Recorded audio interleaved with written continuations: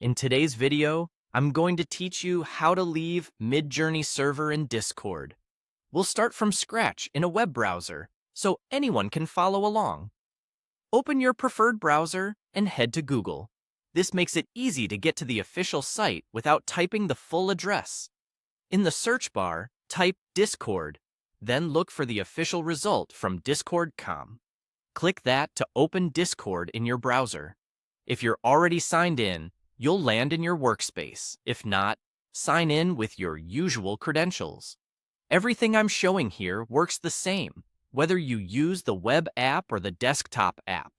Once Discord is open, look to the far left sidebar. That vertical strip shows all the servers you've joined as circular icons. Find the Midjourney server icon there.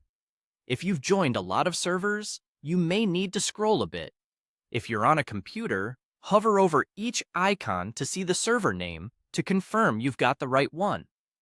On mobile, the equivalent of a right-click is a press and hold on the server icon, but I'll demonstrate the desktop flow here. With your mouse, right-click the Midjourney server icon. A context menu will pop up with several options. From this menu, choose Leave Server. The wording is clear, and it's usually near the bottom of the list. Don't worry, this doesn't delete anything for other members. It only removes your access to that server. Discord will then ask you to confirm.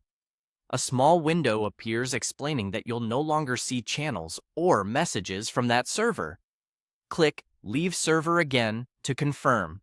As soon as you do, the Midjourney server will disappear from your left sidebar, and you won't receive notifications from it anymore. A few quick notes to keep things clear. Leaving a server doesn't delete your Discord account, and it doesn't cancel any Midjourney subscription you might have.